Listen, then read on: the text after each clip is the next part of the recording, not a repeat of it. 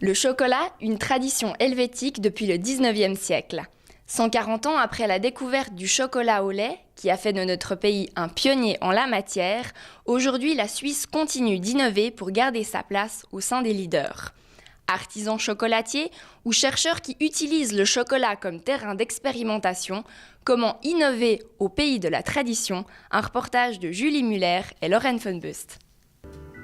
13 ans, c'est ce qu'il a fallu au groupe zurichois Barry Callebaut pour obtenir du chocolat rose. Grâce à la fève de cacao Ruby, cette trouvaille sans colorant ni arôme artificiel a pu être dévoilée en septembre dernier.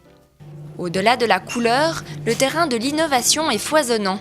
En Suisse romande, on s'intéresse à la 3 dimensions, capable de donner du relief au chocolat. Nous réalisons un dessin 3D qui sera par la suite imprimé dans une imprimante 3D de haute résolution. Ce dessin à support rigide servira ensuite de base pour la réalisation d'un moule en silicone. Une recette de fabrication bien gardée. L'impression 3D en chocolat existe déjà, mais uniquement pour des volumes et non des détails. Avec notre processus, nous avons la possibilité d'être très précis dans nos détails et surtout avoir une finesse dans notre travail que les impressions 3D chocolat ne peuvent pas permettre. À Genève, les impressions 3D, c'est la spécialité de Jan van Mol. Loin du monde des artisans, ce chercheur teste le chocolat en laboratoire. Une source inépuisable d'idées.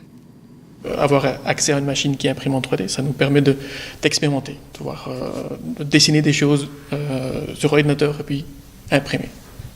On va le chauffer sur 50 degrés, on va le diminuer jusqu'à 30 degrés pour casser le cacao en fait, pour qu'on ait la bonne viscosité du chocolat. Insérer la seringue dans la machine et l'imprimante démarre aussitôt. Ça va mettre des couches de chocolat, couche sur couche sur couche. Venu d'Angleterre, cette machine n'est pas encore très au point. Mais ce chercheur a plus d'un tour dans son sac. Il a créé une plateforme virtuelle destinée au chocolat.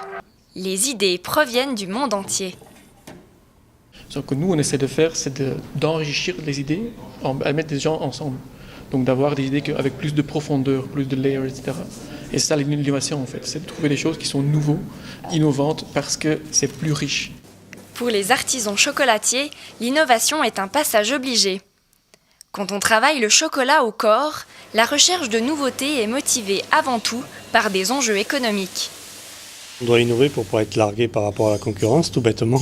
Et puis pour se faire plaisir aussi, parce que n'oubliez pas que c'est un métier de création. Et puis si on doit faire toujours la même chose, ça devient routinier et puis on se lasse. Et c'est vraiment une concurrence, je dirais, qui est saine, parce que c'est une concurrence où ça pousse à aller chercher un petit peu plus loin, d'aller chercher des recettes différentes, des décors différents. Imaginer des décors différents, c'est le pari que s'est lancé une chocolaterie familiale basée à la Chaux-de-Fonds. Une fabrication de moules aussi originaux que surprenants. On s'est dit, qu'est-ce qu'on va pouvoir créer un petit peu d'original. Et c'est vrai que les chocolats érotiques, c'était quelque chose qui n'était pas connu dans le monde du chocolat. Et on s'est dit que c'était un petit peu différent de ce que faisaient les autres. Et c'est ça qui fera notre différence. Forme, couleur ou procédés technologiques, en matière d'innovation, le chocolat n'a aucune limite. Artisans ou chercheurs, tous sont réunis autour d'un produit suisse emblématique qui n'a pas fini de surprendre.